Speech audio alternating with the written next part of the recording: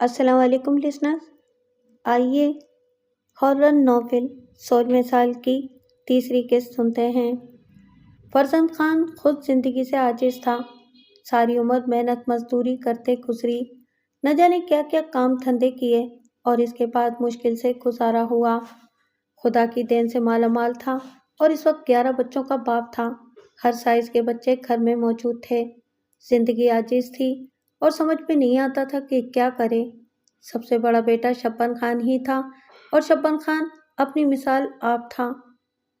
غضب کا نکھٹو تھا، کام دھندے سے کوئی دلچسپی نہیں رکھتا تھا، بس نہ جانے کیا کیا کارروائیاں کرتا رہتا تھا اور لوگ اس کی شکایتیں بھی کیا کرتے تھے۔ اس کا بہترین مشغلہ کھیتوں سے مختلف اشیاء چرا کر انہیں استعمال کرنا تھا۔ خود بھی کھاتا، دوستوں کو بھی کھلاتا، گھر میں نہیں لا سکتا تھا، ورنہ ایک بار تو اس نے گھر میں پیشکش کر دی تھی۔ بلا وجہ اتنی محنت کرتے ہو ابا، ان بچوں کو پالنے کی ذمہ داری مجھ پر چھوڑ دو۔ تیرا ستیہ ناش جائے کمینے، بغیرت بے شرم، کہاں سے کھلائے گا تو انہیں؟ ابا، محنت مزدوری کروں گا اور کہاں سے کھلاؤں گا؟ تو اور محنت مزدوری کرے گا؟ کیوں نہیں ابا، کرتا نہیں ہوں کیا؟ اب یہی دیکھ لو کہ آج کل چنوں کی فصل اگی ہوئی ہے، ساری بستی مجھ سے ہی کہتی ہے کہ شبن میاں ذرا تھوڑے سے چنے تو توڑ کر لاؤ۔ بستی کے مختلف گھروں میں چنے کا ساگ سپلائی کرتا ہوں اور ابا چوری کر کے لاتا ہے نا، میں ابھی خود تجھے سپلائی کیے دیتا ہوں۔ اور پھر وہی روز کی بک بک جھک جھک شروع ہو گئی۔ فرزند خان اس آئے دن کی بک بک جھک جھک سے تنگ آ چکے تھے۔ شبن خان پر نہ مار پیٹ کا اثر ہوتا تھا اور نہ ہی ڈانٹ پھٹکار کا۔ ایک دن دونوں میاں بیوی نے متفقہ فیصلہ کیا کہ شبن کو آگ کر کے گھر سے نکال دیا جائے، اور پھر انہوں نے ایسا ہی کیا۔ شبن نے بھی کوئی آسرا نہ کیا اور گھر سے نکل آئے اور چلتے چلتے ابا کا حقہ اٹھا لائے۔ اسے بستی کے کونے والے حلوائی کو بیچ کر تھوڑی سی رقم حاصل کی اور چل پڑے۔ ایک طویل سفر کے بعد وہ ایک بستی میں پہنچے۔ رات کا وقت تھا، دور سے روشنیاں نظر آ رہی تھیں اور بستی کے راستے کے بارے میں صحیح معلومات حاصل نہیں تھیں۔ سڑک ناہموار تھی۔ برگد کے ایک درخت کے نیچے ایک چبوترا بنا ہوا تھا جو غالباً پوجا پاٹ کے لیے استعمال ہوتا تھا۔ سوچا کہ کیوں نہ اسی چبوترے پر رات گزاری جائے۔ چنانچہ چبوترے پر چڑھ گئے اور ساتھ میں جو کچھ راستے میں لائے تھے اسے کھا پی کر ایک جگہ بستر لگا لیا۔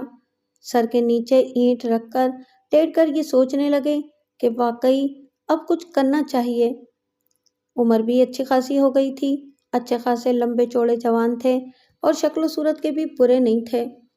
واقعی کچھ بندوبست ہونا چاہیے۔ کچھ بننے کے بعد ہی اگر بستی کا رخ کیا جائے تو زیادہ بہتر ہوگا۔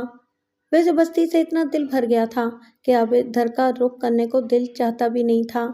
چنانچہ یہ تمام باتیں لیٹے لیٹے سوچتے رہے۔ پھر غالباً آنکھوں میں نیند کی جھپکی آ گئی تھی کہ وہ آواز سنائی دی اور وہ چونک پڑے۔ قرب و جوار میں جتنی خاموشی اور سناٹا تھا، اس میں انہیں یہ آواز عجیب سی محسوس ہوئی، لیکن اٹھ کر بیٹھ گئے۔ یہ کسی بچے کی آواز تھی۔ آنکھیں پھاڑ پھاڑ کر ادھر ادھر دیکھا، تھوڑے ہی فاصلے پر کوئی بیٹھا ہوا نظر آ گیا۔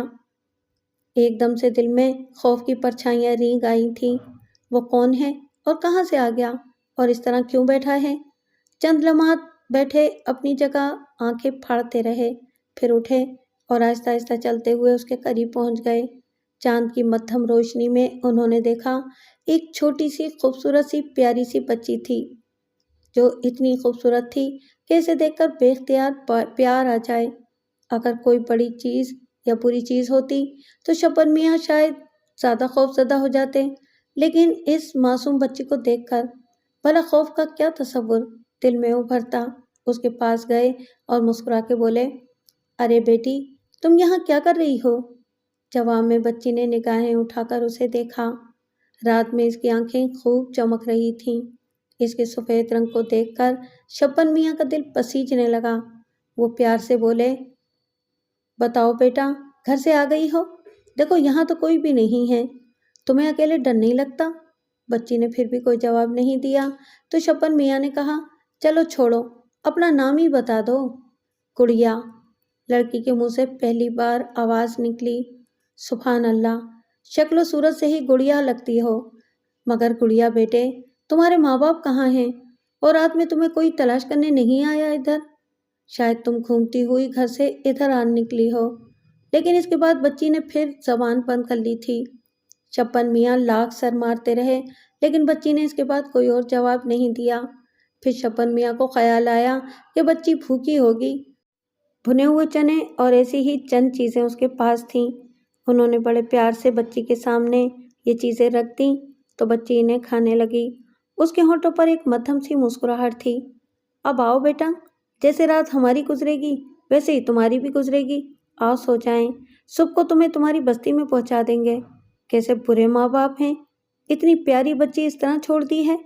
अरे कुछ भी हो सकता है, जंगल में तो जानवर भी हुआ करते हैं, और फिर इतनी सी बच्ची। छप्पन मियाँ पुड़पुड़ाते रहे। बहरहाल बच्ची के लिए उनके दिल में प्यार उमड़ आया था। बड़े प्यार से उसके सर को अपने बाजू पर रखकर और उसको अपने करीब लिटा लिया, और फिर खुद भी सो गए। दूसरी सुबह उस वक्त जागे जब बरगद के दरख्त पर चिड़ियां चहचहा रही थीं और सुबह की रोशनी नमूदार होती जा रही थी। बच्ची अब भी इनके बाजू पर सर रख के सो रही थी। इसे प्यार से जगाया तो वो उठ बैठी। छप्पन मियाँ बोले, चलो बेटा गुड़िया, अब बस्ती की तरफ चलते हैं। फिर वो उसको कंधे पे बिठाकर बस्ती की तरफ चल पड़े। यहाँ तक के छप्पन मियाँ बस्ती में दाखिल हो गए। बस्ती का नाम रामगढ़ी था। रामगढ़ी में उन्होंने सबसे पहले कोई मस्जिद तलाश की और एक मस्जिद इन्हें मिल गई। मस्जिद के मौलवी साहब के पास पहुंचकर उन्होंने मौलवी साहब से कहा कि माइक पर ऐलान कर दें, कोई बच्ची अगर खो गई हो तो इसे मस्जिद से हासिल कर लिया जाए। मौलवी साहब को उसने सारी हकीकत बताई। मौलवी साहब ने भी बच्ची को देखा और आहिस्ता से बोले, भैया, रामगढ़ी बहुत बड़ी जगह नहीं है और हम सभी एक दूसरे को जानते हैं। मैं तो दावे से कह सकता हूँ तुमसे कि ये बच्ची रामगढ़ी की नहीं है। नहीं है? हाँ, हमने पहले इसे कभी नहीं देखा, फिर भी हम ऐलान किए देते हैं। बस्ती की मस्जिद से बार बार ऐलान होने लगा, लेकिन कोई भी बच्ची का वारिस सामने नहीं आया। इस दौरान छप्पन मियाँ मस्जिद के पास ही रहे थे। फिर शाम हो गई और छप्पन मियाँ ने बच्ची को अपनी गोद में ले लिया। फिर बोले, बेटा तेरा तो यहाँ कोई भी नहीं है, अब बता क्या करें? मैं नहीं जाऊंगी, बच्ची ने जवाब दिया। ऐं? छप्पन मियाँ उसके दोबारा बोलने पर चौंके। हाँ, मैं कहीं नहीं जाऊंगी। तो फिर बेटा, फिर क्या करेगी? तुम्हारे पास रहूंगी। अरे हमारे सीने पर रह बेटा, अल्लाह ताला अगर एक रोटी देगा तो आधी तुझे खिलाएंगे, आधी खुद खाएंगे। छप्पन मियाँ ने मस्जिद के सामने ही चबूतरे पर डेरा जमा लिया।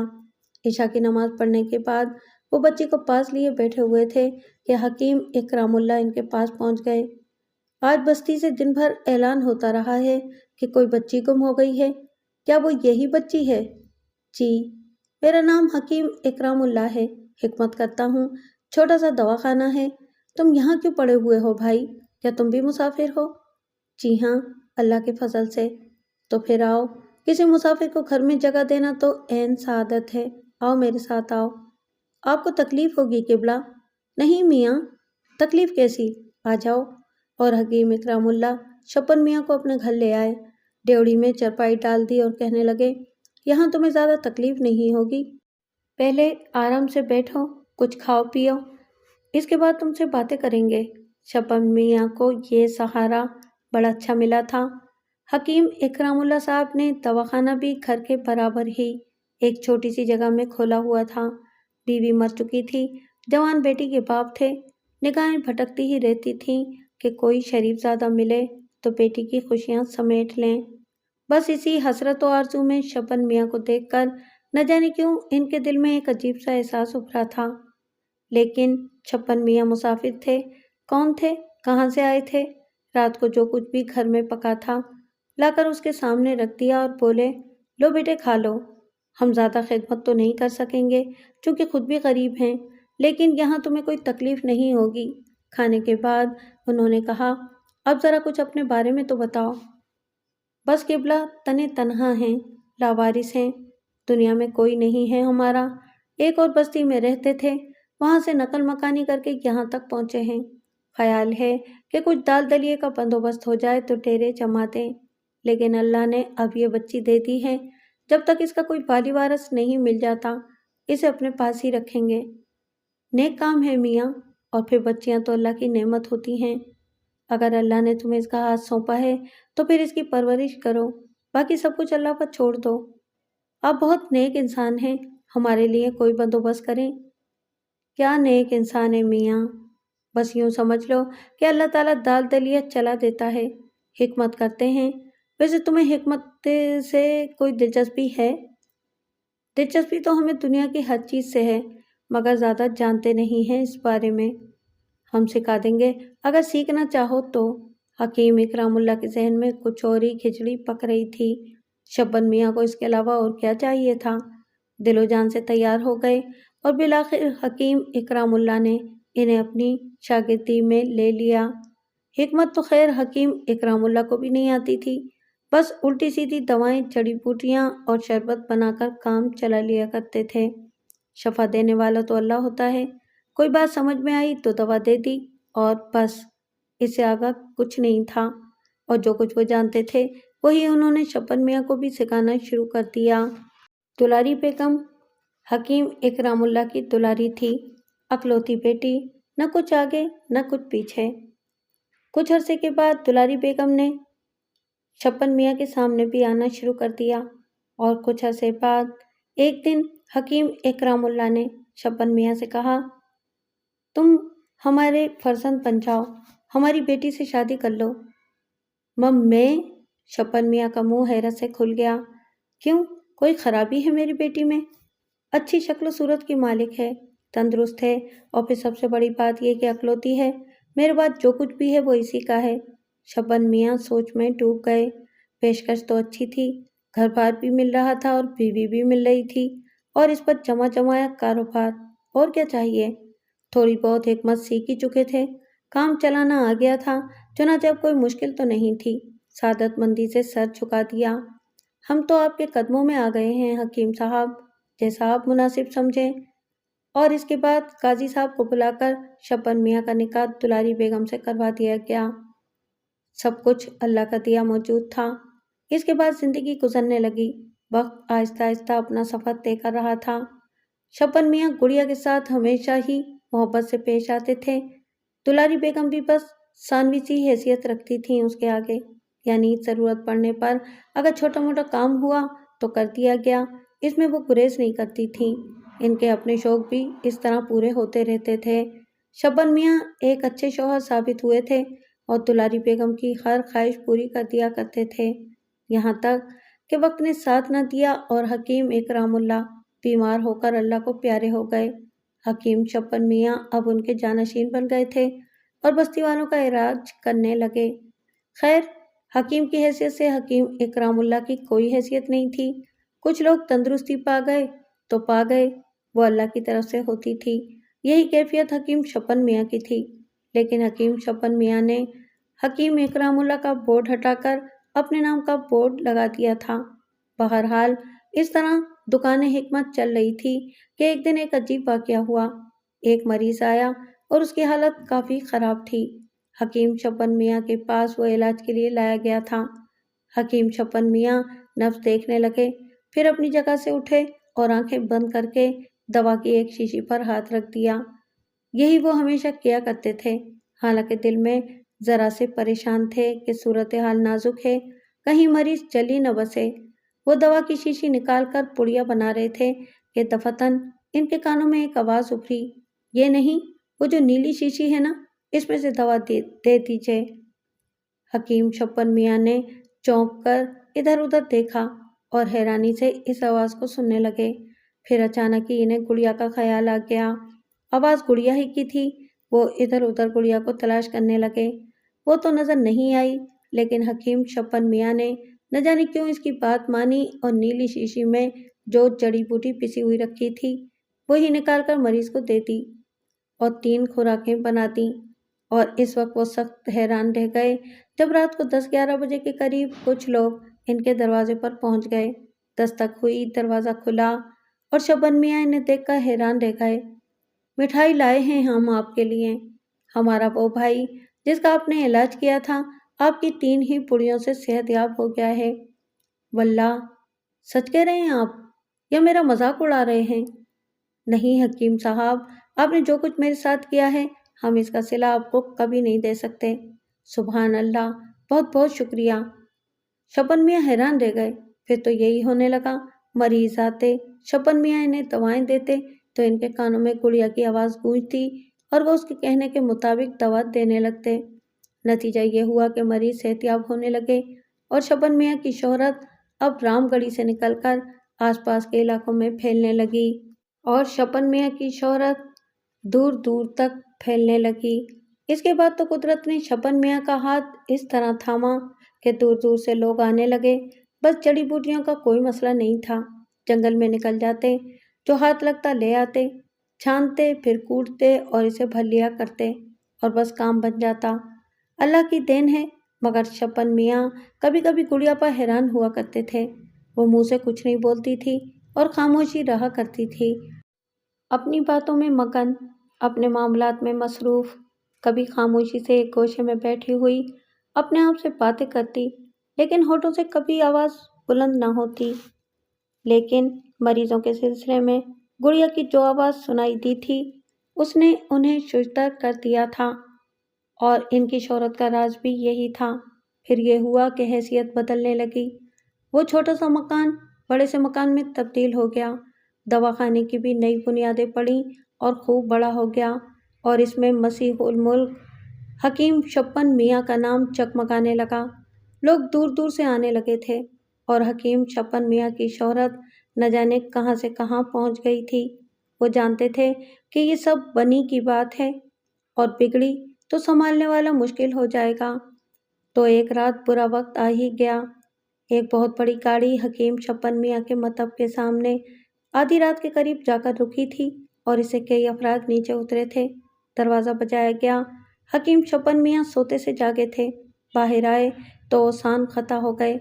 فرمائیے کیا بات ہے؟ آپ کو چلنا ہے ہمارے ساتھ حکیم صاحب؟ کہاں؟ کیا آپ ہمیں اغوا کرنے آئے ہیں؟ نہیں نہیں، آپ کو ریاست چلنا ہے۔ کون سی ریاست؟ نواب نگر۔ مگر کیوں؟ آپ کو نواب معظم علی خاں کا علاج کرنا ہے۔ نواب معظم علی؟ ہاں، لیکن دیکھیے ہم کہیں جاتے نہیں ہیں۔ آپ کا دماغ خراب ہو گیا ہے کیا؟ نہیں، بخدا بالکل خیریت سے ہیں۔ تو پھر فوراً تیار ہو جائیے اور ہمارے ساتھ چلیے، مگر ہماری بات تو سنیے۔ جاتے ہیں یا پھر آپ کے ساتھ سختی کی جائے؟ آنے والے نے سخت لہجے میں کہا۔ مگر حضور قبلہ ہماری بات تو سنیے۔ شبیر میاں کو اندازہ ہو گیا کہ اب مصیبت آ ہی گئی۔ بھلا وہ کیا جانے علاج کیا چیز ہوتی ہے، وہ تو بس کام چلا رہے تھے اس غیبی آواز سے جو انہیں حکیم بنانے کا باعث بنی تھی۔ لیکن آنے والوں کے تیور اس قدر خراب تھے کہ انہیں اندر جانا ہی پڑا۔ دلاری بیگم کو جگایا، اپنے پچھلے گناہوں کی معافی مانگی اور کہا کہ ان کا انتظار ضرور کریں، ہو سکتا ہے کہ وہ زندگی میں کبھی واپس آ ہی جائیں۔ بالآخر حکیم صاحب نے الٹی سیدھی دوائیں ساتھ لیں اور انہیں ایک بکس میں بند کر کے باہر نکل آئے۔ تب انہیں گاڑی میں بٹھایا گیا۔ ریاست نواب پور کافی دور تھی، رات بھر کا سفر اور پھر دن کو بھی کئی گھنٹے کا سفر۔ کوئی 10 بجے حکیم شبن میاں برے حال میں خوبصورت سی حویلی میں پہنچے تھے جو نواب معظم علی کی حویلی تھی۔ کیا شان و شوکت تھی اس کی، ایسا لگتا تھا کہ جیسے راجا کا محل ہو۔ بہرحال انہیں نواب صاحب کے کمرے میں پہنچا دیا گیا۔ نواب صاحب بستر پر دراز تھے، خدام آس پاس بیٹھے ہوئے تھے۔ بیگم نواب پردہ کر کے اندر چلی گئی تھیں۔ نواب صاحب کی حالت واقعی کافی خراب تھی، سوکھ کر کانٹا ہو گئے تھے، چہرے پر پیلاہٹ تھی، سانس کی رفتار بھی بہت سست تھی۔ شبن میاں نے ان کی نبضیں دیکھیں، سمجھ میں کیا آتا، بس ٹھنڈی ٹھنڈی سانسیں لے کر رہ گئے۔ وہاں مطب میں تو کبھی کبھی ایسے موقعوں پر گڑیا کی آواز سنائی دے دیتی تھی، لیکن یہاں کوئی آواز نہیں تھی۔ گڑیا تو اب کوسوں دور تھی۔ کیا کریں کیا نہ کریں، سوچ رہے تھے کہ نوابوں کا معاملہ ہے، ذرا سی بات بگڑ گئی تو صورتحال خراب ہو جائے گی۔ وہ شخص جو سب سے زیادہ تند مزاج نظر آتا تھا نواب صاحب کا خادم خاص علی احمد تھا۔ وہ ذرا سنکی آدمی معلوم ہوتا تھا اور خاصی تلخ طبیعت رکھتا تھا۔ اس نے کہا، دیکھیے شبن میاں، نواب صاحب کو ٹھیک ہو جانا چاہیے، آپ کی بڑی شہرت سنی ہے ہم نے، اور کچھ لوگوں نے دعوے کیے ہیں کہ اگر حکیم چھپن میاں کو دکھایا جائے تو نواب صاحب کی حالت بہتر ہو سکتی ہے۔ آپ سمجھ لیجئے کہ نواب صاحب کو تندرست کرنا ہے آپ کو، ورنہ دوسری صورت میں جو نقصان آپ کو پہنچے گا اس کا آپ تصور بھی نہیں کر سکتے۔ دیکھیے، شفا تو اللہ کے ہاتھ میں ہے، ہم کوشش کریں گے مگر ہمیں کچھ وقت درکار ہے، چھپن میاں نے کہا، اور یہ وقت انہیں مل گیا۔ ایک عمدہ سے کمرے میں ان کا بندوبست کر دیا گیا تھا۔ دن گزر گیا، رات ہو گئی، چھپن میاں کی سمجھ میں نہیں آ رہا تھا کہ کیا کریں اور کیا نہ کریں۔ یہ الٹی سیدھی دواؤں کا معاملہ نہیں تھا، ذرا بھی کوئی بات بگڑ گئی تو لینے کے دینے پڑ جائیں گے اور چھپن میاں کو زندگی بچانا مشکل ہو جائے گی۔ یہ بات وہ اچھی طرح جانتے تھے۔ رات ہوئی تو وضو کر کے چلہ کشی کرنے بیٹھ گئے، اور چلہ کشی کیا تھی، بس خدا سے اپنے لیے مغفرت کی دعا مانگ رہے تھے اور کہہ رہے تھے کہ زندگی اگر یہیں پر اختتام کو پہنچنی ہے تو اللہ تیری مرضی۔ یہی تمام باتیں کر رہے تھے کہ اچانک ہی ان کے کانوں میں ایک باریک سی آواز ابھری، پریشان کیوں ہیں؟ نواب صاحب کا علاج کریں۔ اس آواز کو سن کر چھپن میاں حیرت سے اچھل پڑے تھے۔ کیا علاج کریں؟ انہوں نے کہا، پانی گرم کرا لیجئے اور اسے نواب صاحب کو اتنا پلائیے کہ ان سے پیا نہ جائے، لیکن بہرحال یہ پانی انہیں پلانا ہے اور اس کے بعد انہیں چھت سے الٹا لٹکا دیا جائے۔ پانی گرم ہونا چاہیے اور اس کا خاص طور سے خیال رکھا جائے۔ الٹا لٹکا دیا جائے؟ چھپن میاں چونک کر بولے، ہاں، مگر اس کا نتیجہ کیا ہوگا؟ نتیجہ بہتر ہی نکلے گا۔ آخر کیوں؟ بات اصل میں یہ ہے کہ نواب صاحب کے معدے میں چھپکلی چلی گئی ہے اور یہ چھپکلی ان کے معدے سے چمٹی ہوئی ہے۔ اس نے ان کی غذا ختم کر دی ہے اور غذا کے ختم ہونے کی وجہ سے کمزوری پیدا ہو گئی ہے، اور یہ کمزوری ہی سب سے بڑی بیماری ہے۔ نواب صاحب لاکھ انکار کریں مگر آپ انہیں خوب پانی پلائیے، بار بار چھت سے اتاریے اور پانی پلا کر پھر لٹکا دیجیے۔ چھپکلی کو گرمی پہنچے گی تو وہ حلق ہی کے راستے سے باہر آ جائے گی۔ اور اس کا نتیجہ کیا ہوگا؟ نواب صاحب کی صحتیابی۔ صحتیابی سے پہلے ہماری صحت کی خرابی کے بارے میں کیا خیال ہے؟ کیا مطلب؟ نواب صاحب کو الٹا لٹکانا کوئی آسان کام ہوگا کیا؟ وہ دیوان جو ہے، جس کا نام ہے احمد علی، وہ ہمیں مار مار کر خود الٹا لٹکا دے گا۔ جو کچھ بھی ہو آپ کو یہ کرنا ہی ہے۔ اللہ مالک ہے، حکیم صاحب نے کہا۔ بات تو سمجھ میں آتی تھی لیکن طریقہ کار ذرا خوفناک تھا اور اس کے لیے دیوان علی احمد کا سامنا کرنا پڑتا تھا۔ پھر انہوں نے دیوان علی احمد کو بتایا، دیوان صاحب، ہم نے رات کو اپنے اصول کے مطابق چلہ کشی کی ہے اور ہم پر کشف ہوا ہے کہ نواب صاحب کا علاج تو ممکن ہے مگر جو علاج کرنا ہوگا ہمیں وہ شاید آپ لوگوں کو پسند نہ کریں۔ حکیم چھپن میاں، نواب صاحب کو صحتیاب ہونا چاہیے، بس اسی میں آپ کی زندگی ہے۔ تو پھر سن لیجئے، نواب صاحب کے ساتھ جو سلوک ہوگا وہ آپ کو برداشت کرنا پڑے گا۔ کیا سلوک ہوگا؟ جواب میں چھپن میاں نے تفصیل بتائی تو علی احمد گرم ہو گیا۔ آپ کی کھوپڑی پر اتنے جوتے پڑیں گے کہ آپ کا بھیجا ناک کے راستے باہر نکل آئے گا۔ تو پھر آپ ایسا کیجئے کہ اپنا کام کر ڈالیے بجائے اس کے کہ مجھے اپنا کام نہ کرنے دیں۔ بیگم نواب کو جب اس سلسلے میں تفصیل بتائی گئی تو انہوں نے دیوان علی احمد کو ڈانٹا اور بولی، حکیم صاحب کو لائے ہیں تو پھر انہیں ان کا علاج کرنے دیجئے، آخر اس میں اتنی پریشانی کی بات کیا ہے؟ مگر نواب صاحب کو الٹا لٹکائیں گے وہ، اب ضرورت ہے تو اس سے انکار تو نہیں کیا جا سکتا۔ ٹھیک ہے، اگر آپ کا حکم ہے تو پھر میں کیا کہہ سکتا ہوں، علی احمد نے کہا، اور حکیم چھپن میاں کی ہدایات کے مطابق تیاریاں ہونے لگیں۔ بڑی دلچسپ صورتحال تھی۔ حکیم صاحب یہ سب کچھ کر تو رہے تھے لیکن جان کی بازی لگ گئی تھی۔ اتنی بڑی ریاست کے نواب کو چھت سے الٹا لٹکانا کوئی عام بات نہیں تھی۔ اگر فائدہ نہ ہوا تو اس کے بعد حکیم صاحب جانتے تھے کہ خود ان کے ساتھ کیا سلوک ہوگا۔ گڑیا کی بات جب بھی مانی تھی، فائدہ تو ہوا تھا اور فائدہ بھی ایسا حاصل ہوا تھا کہ پارے نیارے ہو گئے تھے، لیکن اتنا بڑا کوئی خطرہ درپیش نہیں ہوا تھا۔ بیگم صاحبہ نے بھی کہہ دیا تھا کہ اگر نواب صاحب صحتیاب ہو گئے تو وہ جو مانگیں گے دیا جائے گا، جاگیر، دولت، خیلت فاخرہ، ہر چیز ان کے لیے ہوگی۔ چھپن میاں کو یہ ساری چیزیں دلکش تو محسوس ہوئی تھیں لیکن بات وہی تھی کہ اب مرتا کیا نہ کرتا، جو کہا تھا وہ کرنا ہی تھا۔ بیچارے نواب صاحب ویسے ہی نیم جان تھے اور ان کے ساتھ یہ سلوک کوئی بھی لمحہ دل کی دھڑکنیں بند کر سکتا تھا، لیکن ہوا وہی جو کرنا تھا اور وہی کیا گیا جو کیا جانا تھا۔ نواب صاحب کو زبردستی گرم پانی پلایا گیا اور ان کی چیخیں آسمان سے باتیں کرنے لگیں۔ بیگم صاحبہ سے تو دیکھا بھی نہ گیا، وہاں سے چلی گئیں۔ علی احمد نے خنجر نکال لیا تھا، غصے سے اس کی آنکھیں سرخ ہو گئی تھیں، لیکن شبن میاں آنکھیں بند کر کے عمل کر رہے تھے اور بس اللہ اللہ کر رہے تھے۔ سارا دن یہی عمل کیا جاتا رہا اور یوں محسوس ہوا کہ اب نواب صاحب گھڑی دو گھڑی کے مہمان ہیں، یہ گئے اور وہ گئے۔ الٹیاں ہو رہی تھیں اور پانی نکل رہا تھا۔ پھر اچانک ہی کچھ ہوا، وہ تشت جس میں الٹیاں کی جا رہی تھیں پانی سے بھر جاتا تھا تو اس کی جگہ دوسرا تشت رکھ دیا جاتا تھا اور پہلا تشت خالی کرنے کے لیے لے جایا جاتا تھا۔ پھر اس تشت میں کوئی چیز کلبلاتی ہوئی محسوس ہوئی اور شبن میاں خوشی سے اچھل پڑے۔ ایک لمحے میں دیکھ لیا گیا تھا کہ وہ چھپکلی ہے جو پانی کے ساتھ باہر آ گئی تھی۔ اسے دیکھ کر علی احمد بھی چکرا کر رہ گیا۔ شبن میاں نے یہ بات بتا دی تھی کہ نواب صاحب کے معدے میں چھپکلی موجود ہے، اور جب وہ سامنے آئی تو علی احمد بھی حیران رہ گیا۔ شبن میاں نے کہا، لیجئے بس اب نواب صاحب کو آرام سے لٹا دیجیے گا اور دودھ پلائیے گا۔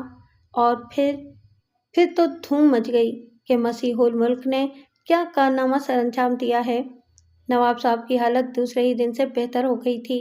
تیسرے دن وہ اٹھ کر بیٹھ گئے اور چوتھے دن چلنے پھرنے لگے، اور ایک ہفتے کے اندر ان کے چہرے پر خون کی سرخی واپس آ گئی۔ اس دوران گویا حکیم شبن میاں کو قید میں رکھا گیا تھا۔ ویسے عزت و احترام خوب ہو رہی تھی، سب لوگ توقیر کی نگاہ سے دیکھتے تھے۔ بڑے بڑے علماء ملنے کے لیے آئے تھے اور شبن میاں خوشی سے دیوانے ہوئے جا رہے تھے۔ انہیں نہ تو جاگیر کی ضرورت تھی نہ خلعت فاخرہ کی، بس مالک دو جہاں نے جان ہی بچا لی تھی تو یہ کون سا کم تھا۔ امید ہی نہیں تھی کہ کوسوں دور سے یہ آواز سنائی دے جائے گی، لیکن صدقے جائیں قدرت کے، جسے دینے پر آتی ہے چھپر پھاڑ کے دیتی ہے۔ لیکن یہ دیوان علی احمد خاصا سنگ آدمی معلوم ہوتا ہے۔ عقیدت میں آیا تو ایسے کہ جانے ہی نہیں دے رہا تھا۔ عقیدت کے کچھ اور بھی تو ذرائع ہوتے ہیں، کچھ لے دے کے چھٹی کر دے۔ کسی دوسرے کے سہارے پر کب تک جیا جا سکتا ہے؟ کون جانے ویرانے میں ملنے والی یہ قیمتی دولت کب تک حکیم شبن میاں کے ہاتھ رہے۔ کسی دن اپنے مسکن کی جانب واپس لوٹ گئی تو لینے کے دینے پڑ جائیں گے، پھر کہاں سے لوگوں کا علاج کریں گے؟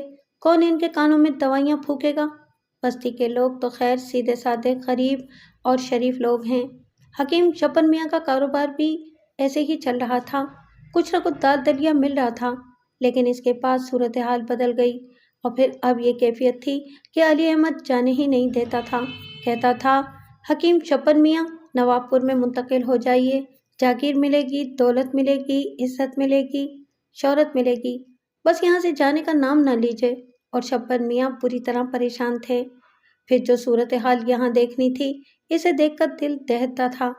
چاروں طرف مسلح پہرے دار گھومتے پھرتے تھے اور علی احمد کی تو خوب ہی چلتی تھی، جو کہہ دیتا وہ کرنے پر آمادہ ہو جاتا۔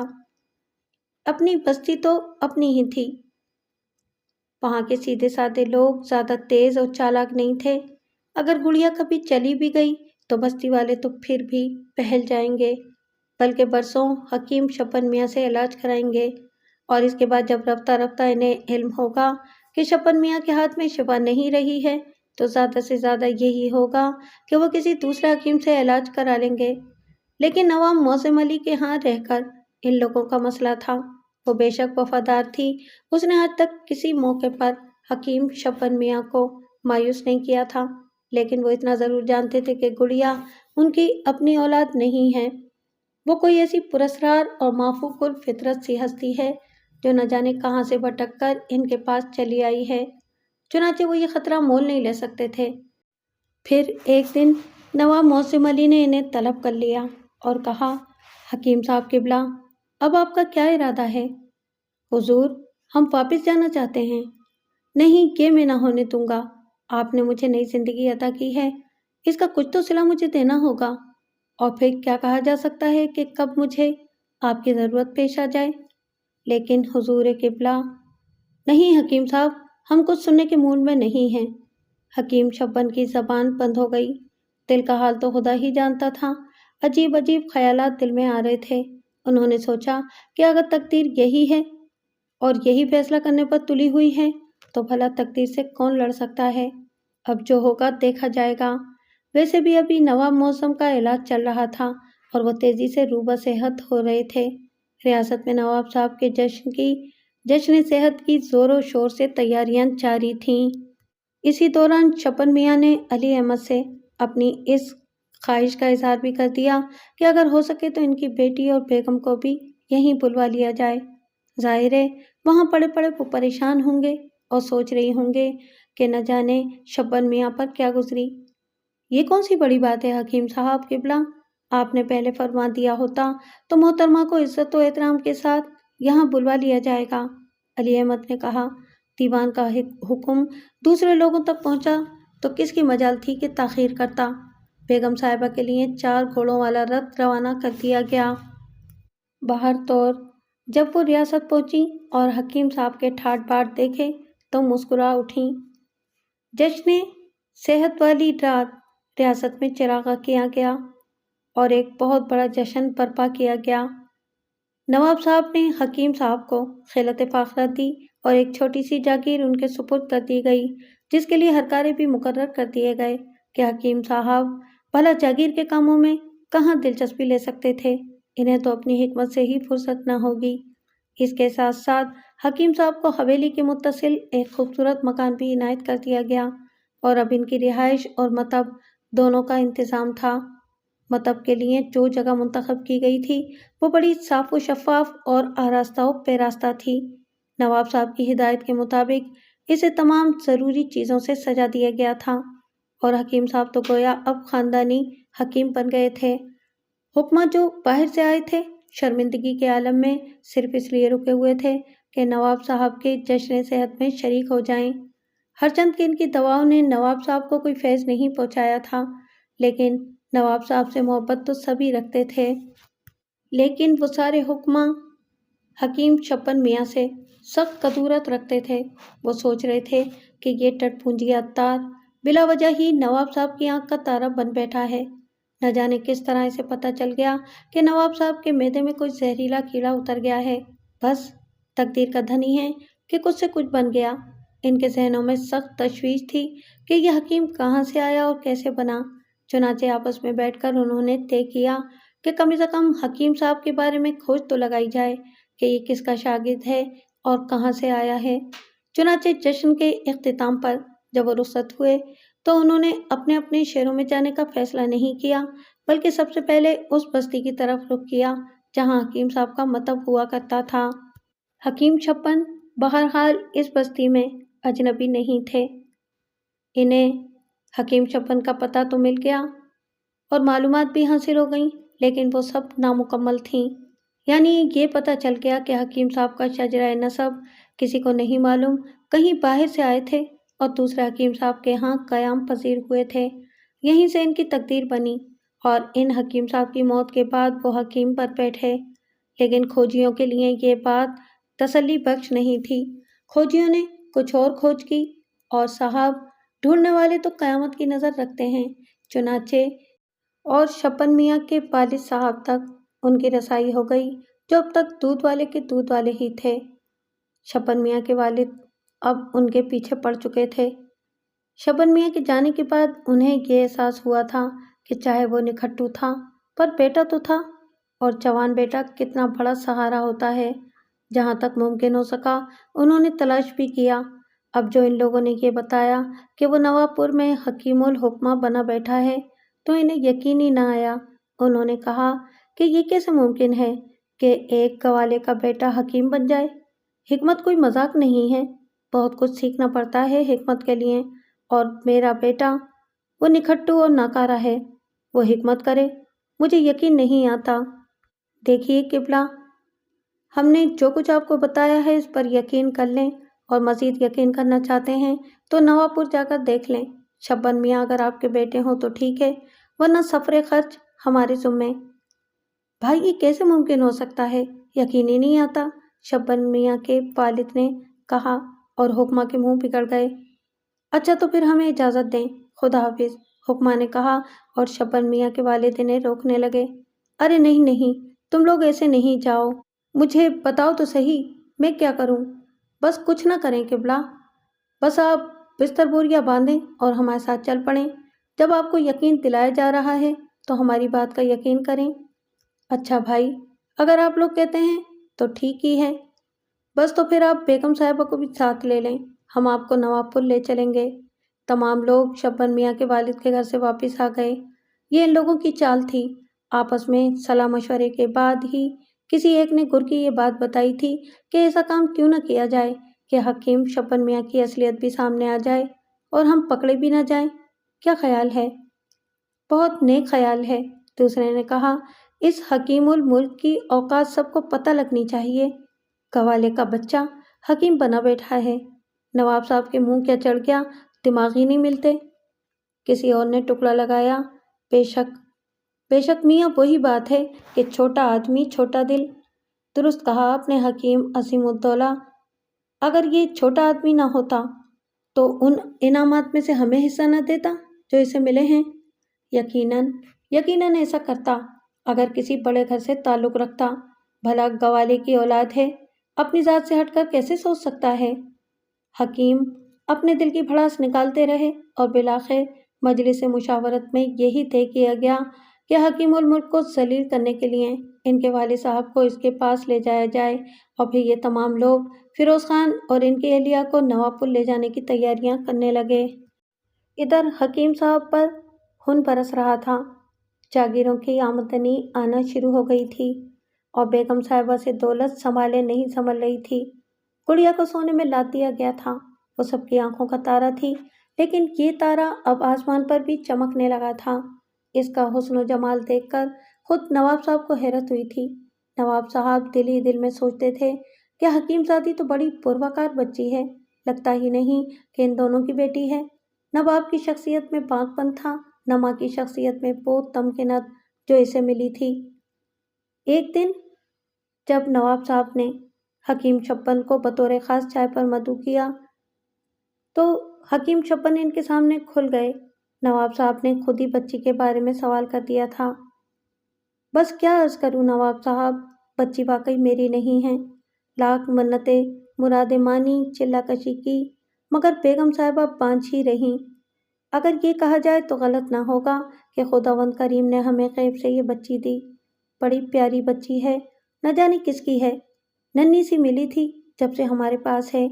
हकीम साहब ने यहाँ डंडी मारी थी। उन्होंने ये नहीं बताया कि बच्ची को मिले हुए ज़्यादा अरसा नहीं गुजरा, वो इतनी बड़ी थी। इस तरह ये शुबा हो सकता था कि हकीम साहब ने ज़बरदस्ती बच्ची को अपने साथ रखा हुआ है। खामखा नवाब साहब को तशवीश होती, और नवाब साहब शरीफुत्तबे इंसान थे। उन्होंने कहा, मियाँ, बहरसूरत ये खुदा की देन है। कई बार मेरे दिल में ये ख्याल आया कि बच्ची आपकी नहीं मालूम होती। हाँ हाँ नवाब साहब, ये ख्याल एक फितरी अमल है, क्योंकि हम खुद को छुपाना जायज़ नहीं समझते। क्या मतलब? नवाब साहब मुतखय्यराना अंदाज में बोले। मकसद यही है कि बच्ची बिलाशुबा हमसे किसी बुलंद ख़ानदान की है। हमारा तो सिलसिला ज़रा कुछ मुख्तलिफ है। नहीं हकीम साहब, आप भी मुझे ख़ानदानी ही मालूम होते हैं। हाँ साहब, ख़ानदानी तो सभी होते हैं, लेकिन आपको ये सुनकर ताज्जुब होगा कि मेरा ताल्लुक़ गवालों के ख़ानदान से है। क्या मतलब? जी हाँ, हम ज़ात के गंवाले हैं। अरे हकीम साहब, अब इनकिसारी की ये इंतहा न करें। नवाब साहब हंस पड़े। हुजूर नवाब साहब, खुद को छुपाना गाली के मुतरादिफ है। वालिद साहब और दूसरा ख़ानदान अब तक खेती बाड़ी और दूध का काम ही करते थे। हमसे वो ना हुआ और नकले मकानी कर ली। अरसा गुजर गया, अब तो वालिदैन को छोड़े हुए। बाहर सूरत दूसरी बस्ती आए, वहाँ हकीम साहब किबला की ज़ियारत हो गई। विरसे में वो हमें सब कुछ दे गए जो इनके पास मौजूद था, जिसमें इनकी साहबजादी भी शामिल हैं। नवाब साहब गहरी सांस लेकर बोले, ये भी आपकी असमत है, वरना लोग खुद को छुपाने के लिए न जाने क्या क्या जतन करते हैं, लेकिन आपने अपनी असलियत का इजहार करके अपनी असमत का इजहार किया है। बात बन गई थी। हकीम साहब बेहद मुतमईन थे। वो चीज़ जो इन्हें खौफजदा किए रखती थी अब इनके जहन के अंदर से निकल गई थी। नवाब साहब की मोहब्बत में कुछ और इजाफा हो गया। वो दरहकीकत शब्बन मियाँ की शराफत के कायल हो गए थे। फिर एक दिन वो वक्त आ गया जिसके लिए अगर शब्बन मियाँ पहले से तैयारियां ना कर लेते तो इस वक्त इन्हें सख्त शर्मिंदगी उठानी पड़ती। शब्बन मियाँ के वालिद बुजुर्गवार में अपनी एहलिया के नवाबपुर पहुंच गए थे। तमाम हकीम हजरात इन्हें अली अहमद के सामने छोड़कर रूपोश हो गए थे। उन्होंने शब्बन मियाँ के वालिद से दरख्वास्त की थी कि यहाँ लाने के सिलसिले में इनका हवाला कहीं न दिया जाए और शब्बन मियाँ के वालिदैन ने इनसे वादा कर लिया था। दीवान अली अहमद ने शब्बन मियाँ के वालिद और वालदा को देखा तो सवालिया निगाहों से इनकी जानिब देखने लगे। क्या बात है, कहाँ से तशरीफ लाए हैं आप लोग? लगता है कि कहीं बाहर से आ रहे हैं। सरकार, माई बाप, एक परेशानी हमें आपके कदमों में ले आई है, हमारी मुश्किल हल कर दें। हाँ हाँ फरमाइए, क्या बात है? सरकार, हमारा लौंडा भागकर यहाँ आ गया है, हम इसकी तलाश में आए हैं। अच्छा अच्छा, कहाँ से भाग कर आया है? दीवान जी ने बताया और शब्बन मियाँ के वालिद ने अपने गांव का नाम बताया और अपने बेटे का नाम बताया और कहा कि हमें पता चला है कि वो यहाँ हकीम बन बैठा है और हकीम शब्बन मियाँ कहलाता है। शब्बन मियाँ के वालिद ने बताया और अली अहमद का मुंह हैरत से फैल गया। फिर इनके चेहरे पर गुस्से के आसार नजर आने लगे और उन्होंने खूंखार निगाहों से शब्बन मियाँ के वालिद को देखा और बोले, क्या बकवास कर रहे हैं आप? सरकार, मैं बिल्कुल सच कह रहा हूँ, वो ससुरा गवाला है, मैं नहीं मानता। अच्छा ठहरिए, मैं कुछ और बंदोबस्त करता हूँ। आप अपनी बेगम साहिबा को यहीं क़याम की इजाज़त दीजिए और आप मेरे साथ हकीम साहब के मतब चलिए।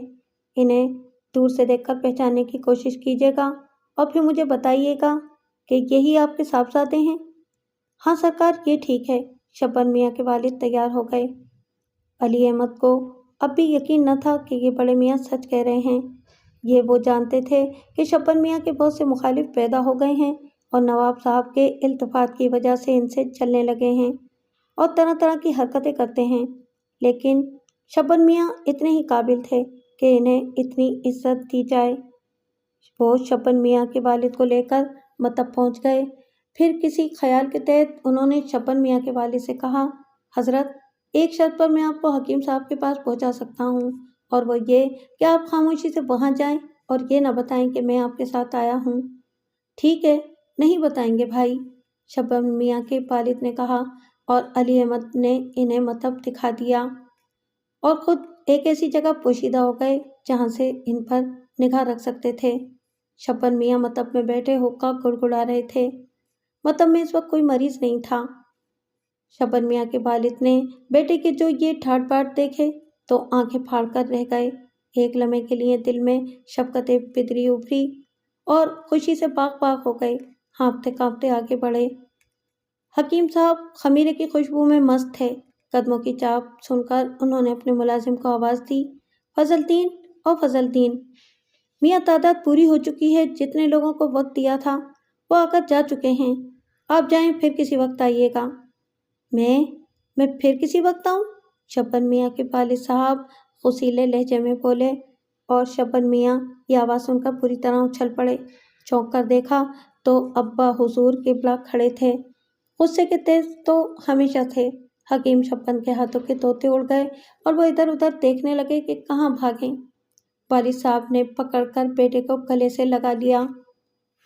अली अहमद ये मंजर देखकर साकित रह गए थे।